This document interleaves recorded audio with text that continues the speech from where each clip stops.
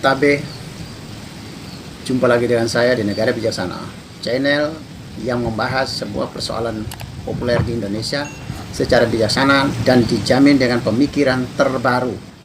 Sejak Prabowo ikut dalam Pilpres, paling tidak saya melihat dari tahun 2014 sampai sekarang 2019 itu kan Prabowo berhadapan-hadapan dengan Joko Widodo. Sebelum itu Prabowo juga berpasangan dengan Megawati Soekarno Putri, tapi kalah dari SBY di tahun 2009. Mulai 2014 ya sampai sekarang, salah satu isu yang cukup populer dihembus oleh para pendukung dari kubu lain atau memang bukan pendukung siapa-siapa. Intinya ya adalah sebagian masyarakat Indonesia yang mengangkat persoalan Prabowo tidak punya istri sampai sekarang. Statusnya dianggap bukan suaminya Mbak Titi, atau pokoknya intinya bahwa masyarakat mau mengatakan Prabowo tidak punya istri alias duda ya. Saya melihatnya dari waktu ke waktu, dari pemilu ke pemilu, masyarakat kita memang masih cukup lemah SDM dalam menjadi pemilih. Cukup sulit bilang pemilih kita adalah pemilih cerdas, itu sulit sekali. Pemilih kita boleh dibilang masih pemilih irasional. Banyak sekali pemilih kita yang unliterasi. Literasi politiknya sangat lemah, literasi ketatanegaraannya sangat lemah, literasi regulasi negara kita sangat lemah. Banyak pendapat-pendapat yang beredar, isu-isu yang beredar sebenarnya tanpa argumentasi, tanpa dasar yang kuat, tanpa argumentasi yang kuat. Argumentasi berkembang sebebasnya tanpa sebuah landasan yang dipakai secara formal. Yang dipakai secara formal dalam urusan kenegaraan kita adalah satu, konstitusi atau Undang-Undang Dasar 1945. Yang kedua berupa undang-undang. Yang ketiga turunan dari undang-undang, misalnya peraturan pemerintah dan lain-lain. Pancasila ada di dalam UUD 45 konstitusi ya, dia adalah bagian depan. Tapi masyarakat kita sangat sering, sangat banyak ya membuat isu-isu atau membuat pendapat-pendapat, melempar isu-isu politik yang tidak mempunyai dasar literasi ketatanegaraan kita yang tidak jelas. Asal-asalan. Literasi politik masyarakat kita sangat lemah. Tetapi semangat untuk berbicara, semangat untuk berpartisipasi tinggi. Semangat untuk komentar, semangat untuk mengirim status, semangat untuk berdebat, semangat berdiskusi tinggi. Tetapi tidak punya referensi yang bagus, tidak menguasai ketatanegaraan, tidak menguasai regulasi kita. Satu contoh ya, saya hitung ya, sebelum Prabowo diisukan tidak punya istri sekarang, itu masih banyak yang lain. Dulu Megawati pernah ditonjolkan perempuan cantik sendiri. Apa hubungannya antara gender dengan mutu kepemimpinan seseorang? Apa hubungannya kecantikan dan mutu kepemimpinan seseorang? Memangnya kalau tidak cantik terus tidak bermutu kepemimpinannya? Lalu ketika SBY juga bertarung dengan Megawati 2 kali ya, itu SBY juga diisukan tinggi, tegap, ganteng, terus suaranya bagus, bisa bernyanyi. Ini dasar dari mana? Undang-undang dasar kita pasal berapa, ayat berapa, atau undang-undang kita nomor berapa yang mengatur tentang syarat presiden itu harus ganteng, tingginya sekian, terus punya suara yang bagus untuk bernyanyi? Kan tidak ada, tapi itu dilempar ke publik. Publik menyaut, menyukai, wah kita punya presiden badannya bagus, tegap. Lalu wah kita punya presiden perempuan, wah kita punya presiden bisa menyanyi. Dan itu akhirnya menjadi referensi orang untuk memilih. Aneh sekali. Padahal syarat-syarat di dalam ketatanegaraan kita tidak mengatur soal kondisi fisik, postur tubuh seseorang, soal gender, soal jenis kelamin seseorang, soal paras seseorang, cantik, jelek, ganteng, jelek, tidak diatur di dalam undang-undang kita, di dalam regulasi, di dalam konstitusi kita tidak diatur. Tapi kenapa itu dibunyikan? Kenapa itu dilempar? Sesuatu yang tidak ada di dalam konstitusi, di dalam regulasi, di dalam tata negara kita, jangan dilempar. Karena kalau itu dilempar, masyarakat kita yang tidak akrab dengan literasi politik, dengan literasi kenegaraan, akhirnya mempercayai. Dia memilih karena jenis kelamin, dia memilih karena cantik, dia memilih karena ganteng, dia memilih karena bisa menyanyi, dia memilih karena tinggi tegak. Apa hubungannya? Hal-hal itu tuh dengan mutu kepemimpinan. Apa hubungannya dengan kesejahteraan bangsa? Apa hubungan dengan keadilan? Apa hubungan dengan pemberantasan korupsi? Apa hubungan dengan pembangunan pendidikan kita? Apa hubungan dengan pembangunan kesehatan? Tidak ada hubungannya. Tapi kenapa itu dibunyikan? Makanya Prabowo ini mulai diisukan dengan tidak punya istri. Lalu dibeberkan dengan Ganjar punya istri, gandengan. Anies punya istri, gandengan. Lalu Prabowo siapa? Tidak ada. Ini benar-benar status literasi, kualitas SDM kita lemah ya, orang-orang kayak gini. Dan disambut oleh masyarakat kita, memang kebetulan masyarakat kita banyak yang literasi politik, literasi kenegaraannya rendah. Akhirnya isu-isu seperti ini kok dipercayai dan dihembus. Aneh sekali. Kalau istri begitu penting bagi seorang presiden, pertanyaannya, dalam konstitusi, dalam regulasi kita, dalam ketatanegaraan kita, di mana letak posisi istri atau posisi suami dari seorang presiden? Di pasal keberapa, di ayat keberapa yang mengatur bahwa seorang presiden harus punya suami atau punya istri? Sebuah negara harus punya ibu negara atau bapak negara. Contohnya kalau dulu Megawati jadi presiden Indonesia, itu suami Bu Megawati, Taufik Kemas, tidak disebut bapak negara. Tapi istri dari Bung Karno, Pak Harto, sampai dengan istri Pak Joko Widodo, Ibu Iriana, disebut ibu negara. Tapi ketika presiden kita perempuan, Ibu Megawati dulu, maka Pak Taufik Kemas tidak disebut bapak negara. Tidak ada. Dan kemanapun Megawati bertugas, tidak ada hubungannya dengan Pak Taufik Kemas. Pak Taufik Kemas sibuk sendiri dia sebagai anggota DPR, MPR. Tidak selalu dia harus bersama dengan Ibu Megawati sebagai bapak negara. Enggak ada. Tetapi ibu negara ini selalu dipentingkan, selalu diidolakan, selalu digaung-gaungkan. Sementara status ketatanegaraan dia tidak ada. Sekali lagi ya, 78 tahun kita merdeka, ibu negara tidak punya status ketatanegaraan, tidak ada. Jadi, karena dia tidak punya status ketatanegaraan, tidak ada, maka ibu negara itu ada dan tiada, tidak ada masalah.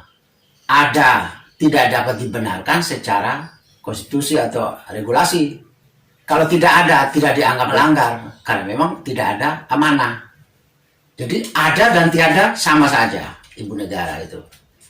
Kenapa begitu? Salah satunya, selain karena tidak punya dasar konstitusi dan dasar regulasi tidak ada, juga Indonesia pernah punya presiden yang perempuan, Ibu Megawati. Tidak punya ibu negara, tidak masalah.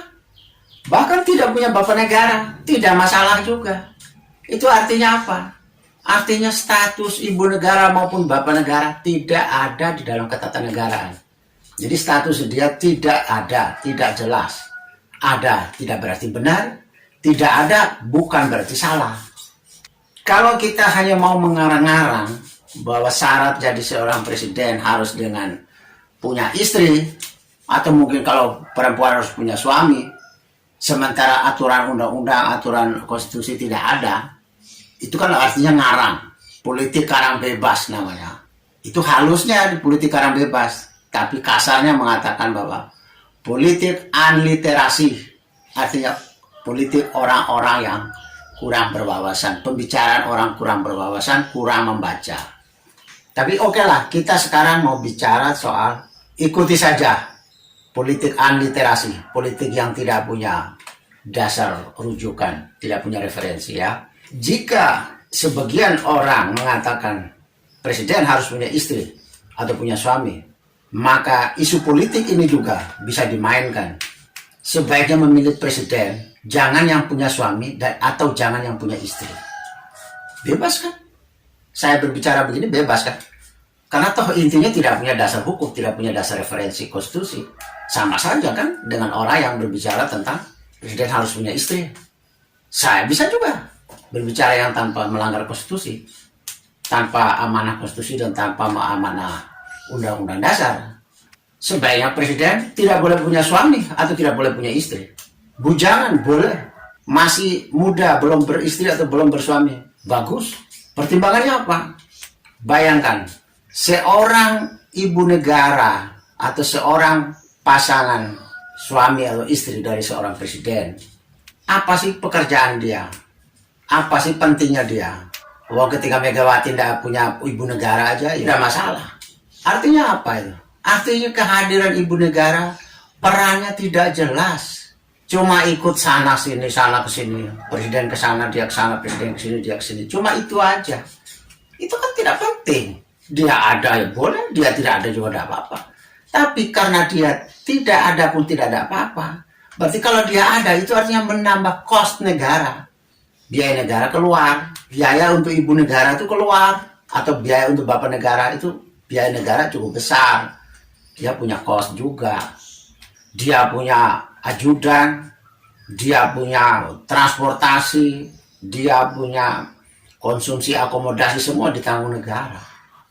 Itu kan besar itu. Sementara itu tidak diatur dalam undang-undang. Tidak diatur dalam ketatanegaraan kita. Berarti kan selama ini negara sudah membiayai orang yang tidak jelas fungsinya, tidak jelas perannya. Satu unit cost negara sudah cukup dikuras adalah membiayai ibu negara. Dengan status ketatanegaraan yang tidak ada, dengan fungsi yang tidak jelas.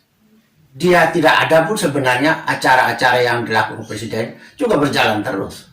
Contohnya sudah banyak toh kegiatan-kegiatan presiden yang tidak perlu membawa istrinya banyak sekali. Dan itu berjalan, biasa aja. Contoh lain, pernah Megawati jadi presiden selama 3 tahun. Tidak punya ibu negara, semua acara kenegaraan berjalan biasa saja. Tanpa ibu negara pun, atau tanpa bapak negara pun berjalan saja. Jadi kalau mau mengatakan bahwa ibu negara itu penting, maka pertama, pastikan jabatannya dengan fungsinya apa, perannya apa. Diatur dalam undang-undang, diatur di dalam konstitusi. Kalau tidak diatur ya berarti tidak penting. Dan berarti selama ini negara sudah melakukan cost pembiayaan yang hal yang tidak penting. Keuangan negara bisa dikeluarkan tanpa keuntungan yang besar dari kehadiran seorang ibu negara atau bapak negara. Bapak negara kan suami dari seorang presiden kalau presidennya perempuan. Ibu negara adalah istri dari seorang presiden kalau presidennya laki-laki. Tapi sayangnya perannya tidak ada. Cuma perannya ke sana kemari, ikut-ikutan presidennya kemana-mana misalnya. Tapi kalau tidak ikut juga, presiden juga tetap melakukan kegiatan biasa saja. Jadi intinya tidak ada satupun kegiatan kenegaraan yang tidak dapat dilakukan apabila ibu negara atau bapak negara tidak ada. Itu tidak pernah ada. Jadi ada dan tiada ibu negara atau bapak negara, kegiatan kenegaraan semua berjalan biasa saja. Berbeda kalau presiden tidak ada atau wakil presiden tidak ada, menteri tidak ada, itu berbeda. Itu acara-acara kenegaraan bisa dibatalkan, bisa tidak jadi. Tapi kalau ibu negara, yang disebut ibu negara, ada dan tidak ada masalah. Tidak ada satupun kegiatan kenegaraan yang bisa terhenti hanya karena tidak ada ibu negara. Tidak ada satupun. Dan karena tidak ada undang-undang dan tidak ada regulasi yang mengatur soal itu. Maka wacana politik bisa saja berjalan. Pilihlah presiden yang tidak punya istri atau tidak punya suami. Pilih presiden yang bujang, anak muda misalnya. Bahkan demi penghematan negara kepada orang yang tidak punya jabatan struktural, fungsionalnya, ketatanegaraan tidak diatur, maka alangkah bagusnya persyaratan seperti yang terjadi di berbagai instansi. Misalnya ada orang yang mau masuk tentara atau polisi atau apapun, ada syarat kan, mau masuk kerja di bank atau bekerja di BUMN. Misalnya syaratnya selama masa ini nih tidak boleh menikah atau tidak boleh kawin dulu. Kan ada itu. Lebih dari sekian tahun baru boleh kawin. Bisa saja. Demi untuk satu, penghematan negara. Yang kedua, produktivitas seorang presiden, kinerja presiden bisa lebih tinggi karena dia tidak perlu harus hirup pikuk mengurus istri anak lagi, total, maka kinerja bisa lebih baik. Kita lihat contoh seperti di gereja Katolik, ada pastor suster Katolik, itu kan tidak menikah mereka. Salah satu yang membuat mereka tidak menikah adalah mereka diharapkan total 100% untuk masyarakat, untuk umat manusia. Dia tidak berpikir lagi tentang rumah tangga, tidak berpikir tentang anaknya lagi, tidak berpikir suami, tidak berpikir istri lagi. Dia sudah total bekerja untuk umum. Bisa saja, kenapa tidak? Wong namanya tidak ada ketatanegaraan, tidak ada undang-undang yang mengaturnya, ya sudah. Kalau memang politik bisa dimainkan untuk melarang tidak memilih orang yang tidak punya istri atau tidak punya suami, boleh saja. Sekaligus juga politik juga bisa melarang jangan memilih orang yang punya istri dan punya anak, yang masih punya tanggungan, supaya mereka bekerja lebih total untuk rakyat, supaya keuangan negara bisa lebih hemat juga. Ya ada, dia punya dasar rasionalisasinya ada, tapi sepanjang ketatanegaraan tidak mengatur. Jadi oleh karena itu, kalau di negara bijaksana ya, pertama, selama ketatanegaraan tidak mengatur soal kedudukan dan fungsi dari ibu negara atau bapak negara, maka status bapak negara atau ibu negara tidak perlu ada. Tidak ada, tidak salah. Ada pun tidak berarti benar. Sehingga pemilihan presiden dan wakil presiden tidak ada hubungannya dengan ada istri atau tidak ada istri, ada suami atau tidak ada suami, tidak ada. Yang kedua, bila perlu diterbitkan aturan atau regulasi yang mengatur tentang calon presiden dan calon wakil presiden Indonesia atau di negara bijaksana tidak boleh dari orang yang punya istri atau punya suami yang masih punya tanggungan keluarga. Karena negara tidak mengenal dengan adanya ibu negara atau bapak negara. Sekarang kalau bilang kehadiran ibu negara atau bapak negara penting, maka kalau di negara bijaksana segera mengatur regulasi undang-undang, terbitkan undang-undang. Pertama, isinya adalah dalam rangka memperlancar kegiatan kenegaraan bagi seorang presiden dan wakil presiden harus mempunyai seorang istri atau suami menjadi ibu negara. Sekarang kalau istri presiden disebut ibu negara, terus ibu wakil presiden disebut ibu apa? Nggak ada toh. Ibu negara, ibu bangsa, atau ibu tanah air, tidak jelas. Tapi dua-duanya, baik istri orang presiden maupun istri seorang wakil presiden, dua-duanya sama-sama ditempatkan sebagai dengan posisi yang sangat terhormat, mendapat pembiayaan negara, mendapat pengawalan negara, mendapat tanggung jawab negara. Padahal tidak diatur dalam undang-undang regulasi. Kalau di negara bijaksana, segera terbitkan regulasinya, ketatanegaranya, di mana tempat posisi dari ibu negara atau bapak negara, baik istri presiden maupun istri wakil presiden, atau suami presiden atau suami dari wakil presiden. Sebutannya harus pasti ya, diatur dalam undang-undang. Istri presiden disebut ibu negara, istri wakil presiden disebut ibu apa, suami dari presiden disebut bapak negara, suami dari wakil presiden disebut bapak apa, ada jelas, dan mereka berfungsinya apa, sehingga tidak hanya dengan fungsi ikut-ikutan ke sana, pasangannya ke sana, suaminya ke sana, dia ke sana, istrinya ke sini, dia ke sini. Tidak begitu, bukan cuma sekedar ikut-ikutan, dia sendiri berperan apa.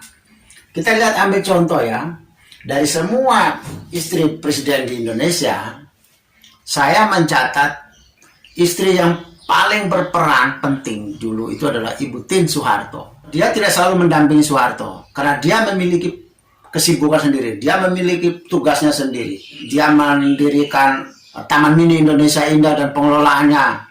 Dia punya, kalau nggak salah, Yayasan Super Semar penyebaran beasiswa untuk seluruh siswa dan mahasiswa di Indonesia. Dia ikut mendirikan rumah sakit di Jakarta, mengelola itu, dan banyak sekali keaktifan dari Ibu Tien Soeharto. Jadi sepanjang saya tahu, istri presiden yang tidak sekedar kesana kemari ikut presiden adalah Tien Soeharto.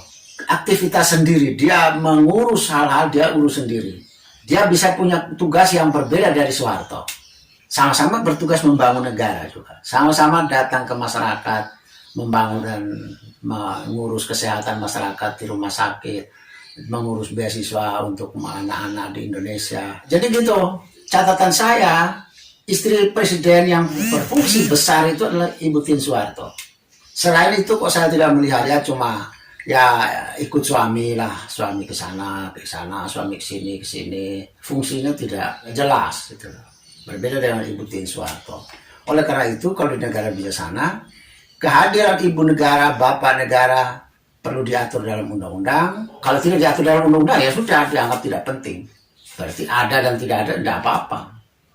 Jadi saran saya dalam dunia politik, terutama waktu pemilu, masyarakat kita itu, saran saya itu mbok sedikit literasi lah dengan politik, literasi lah dengan masalah-masalah kenegaraan, supaya komentar-komentar di medsos segala atau berdebat di medsos atau di forum-forum langsung itu punya referensi, punya dasar referensi gitu loh.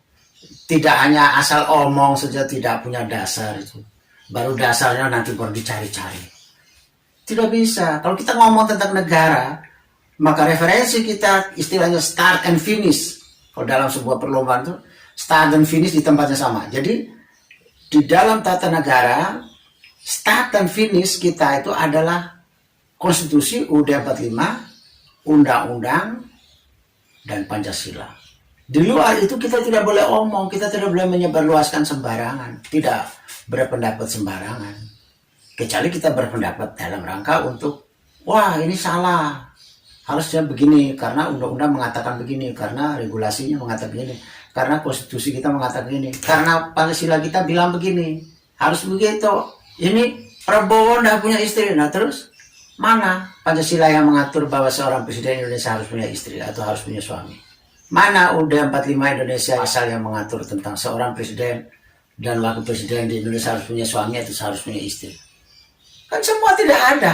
Jadi kalau di negara bijaksana, masyarakat harus melek politik, harus melek ketatanegaraan, harus melek regulasi, harus melek konstitusi. Sehingga setiap pembicaraan, setiap langkah, ya, keputusan, setiap tindakan, setiap tulisan, komentar, diskusi harus punya dasar pijakan yang kuat. Dasar pijakan pada konstitusi, dasar pijakan pada undang-undang, dasar pijakan pada Pancasila. Selamat berdiskusi, selamat berpendapat, selamat berwacana, dan selamat tertib dengan referensi ketatanegaraan kita berdasarkan UUD 45, Undang-Undang, dan Pancasila. Jika Anda setuju dengan saya, Anda seide dengan saya, berarti kita berada pada satu perjuangan yang sama, yaitu ingin melihat Indonesia menjadi lebih baik, Indonesia menjadi negara yang bijaksana yang kita impikan. Caranya adalah dengan Anda memberi dukungan dan berpartisipasi dalam channel ini. Subscribe di bawah channel ini, bunyikan lonceng di sampingnya untuk menunjukkan Anda berlangganan secara gratis, dan ada pemberitahuan setiap kali saya mengirim edisi baru. Dan jika Anda setuju dengan ide ini, jangan lupa bagikan ke semua relasi Anda. Terima kasih.